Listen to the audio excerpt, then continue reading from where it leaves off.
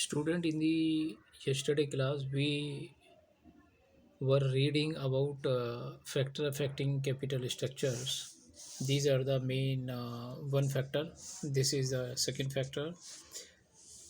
This is the third factor, and this is the factors which affect the capital structures. On the return on investment, having some numerical questions, which is this type, and this is a second case of ROI. After understanding these all the types of factor which affect to the capital structures, now next factor is cost of debt, which affect to the capital structure.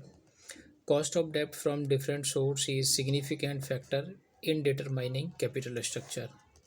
Capital structures को determine करने के लिए cost of डेप्ट यानी उधार पर लिया गया, उधार लेने के बदले में जो कॉस्ट हमको देने पड़ती है, that is called cost of debenture या cost of dept. Hair dept means credit, credit means उधार.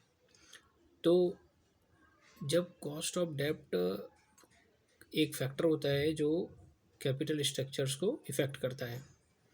इफ़ द कॉस्ट ऑफ डेप्ट is lower, in proportion is total capitalization में बी हायर. अगर उधार में पैसा उठाए जाने के बदले में कम पैसा अगर मार्केट में लगेगा तो कैपिटल स्ट्रक्चर बढ़ेगा. इट मीन्स कैपिटल स्ट्रक्चर्स में डेप्ट ज़्यादा नज़र आएगा, इक्विटी कम नज़र आएगी. तो इक्विटी डिवेंचर्स जब ज़्यादा होंगे तो ऑब्वियसली पैसा हायर होगा, कैपिटल हायर होगा ऑर्गेनाइजेशन में. Now six factor which affect to the capital structure is period of financing. Period of financing means जो पैसा फाइनेंस हो रहा है उसका क्या समय है. Period of financing refer the time duration for which fund required. एक पर्टिकुलर फंड कितने समय के लिए आपको रिक्वायर्ड है. If fund are required on some short of permanent basis, equity is preferable.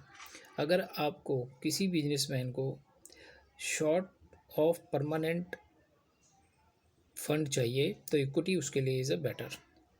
If the fund are required for the specified period, अगर किसी विशेष समय के लिए फंड की रिक्वायरमेंट है तो डेप्ट is preferable. For example, many Indian company have acquired foreign companies without increasing their equity but by using internal cash generation and high debt, as they are sure that they would be able to generate fund to pay the debts. Another factor is flotation cost. In some cases, flotation cost of raising fund through equity turn out to be quite high. For example, cost of raising fund through public issue of share is around 15 to 20% of fund for smaller public issue. In such case, equity is not preferable. Another factor is flexibility. Flexibility is basic features of sound capital structure. इसलिए no single mean of financing should be exhausted the essential level. If the debt equity ratio is in any project, debt equity ratio is 4:1. It is very common for capital intensive project. Lower than stipulated proportion of the debt should be used to maintain flexibility to meet contingencies. Now next, risk consideration. Different sources of fund have different types of risk. Debt is a very risky as compared to the equity. Further, there is business risk too, which is in the form of profitability of project failure. This is more.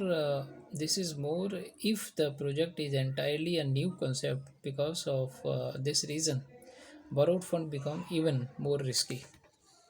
Control consideration. Different source of fund have different implication of control over the operation of an organization. Thus, if equity is too diluted, the organization may become target for takeover by other. Control consideration means different source of fund.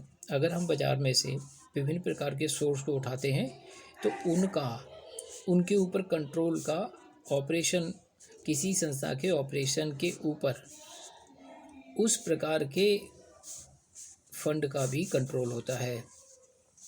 इसलिए equity is to diluted the organisation में become a target for take over by other. इसलिए control को ध्यान में रखते हुए equity is a main diluted है। Now tax rate on profit affect the net cost. जैसा एज वी नो दैट जो टैक्स रेट होता है वो प्रॉफिट को अफेक्ट करता है। दिस इज सो, क्यों करता है? क्योंकि interest cost treated as business expenditure. Interest पर आने वाला जो कॉस्ट है वो बिजनेस का खर्चा माना जाता है। इसलिए अगर टैक्स हाई होगा, नेट कॉस्ट ऑफ डेब्ट होगा will be low. In such example देखिए, ABC Limited has 10,000 10% debenture, 100 each, and tax rate is 30%. Although the interest rate is a 10%, but actual cost of company is a 7%. Total debt is here 10,000 के debenture हैं 100 रुपये के rate से, 10 लाख की total debenture है। Total interest है उनके पास। अब इस टोटल अमाउंट का 10% लगेगा, तो 10 लाख का 10% 1 लाख रुपये। Suppose profit after interest and taxes ₹20 lakh if there is a no डेप्ट। मान लीजिए किसी कंपनी में डेप्ट नहीं है, तो ऐसे केस में क्या होगा?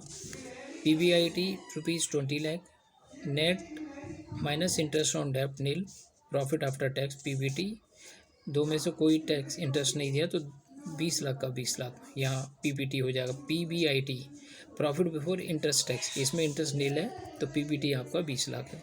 अब PBT पर 30% का टैक्स लग रहा है, तो 20 लाख का 30% 6 लाख हो गया। तो 20 लाख में से 6 लाख घटाओ 14 लाख आ गया। Profit after tax is 14,000। If there is a डेप्ट इज़ 1 लाख। अब देखिए यहाँ पर जो डेप्ट है यहाँ तो नील है, तो इसलिए आपको प्रॉफिट आफ्टर टैक्स 14 लाख आ रहा है। अगर मान लीजिए डेप्ट 1 लाख रुपए का है, तो कैसे केस में क्या होगा? ऐसे केस में आप देख लीजिए 20 लाख का इधर है, तो 20 लाख में पहले डेप्ट घटाइए 19 हो गए, 19 का 30% लगाई तो 5,70,000 हो गए। 5,70,000 19 लाख में से 5,70,000 घटा दिया तो 13,30,000 रुपये यहाँ PAT बनता है। और जबकि PAT दूसरे केस में क्या है? 14 लाख है।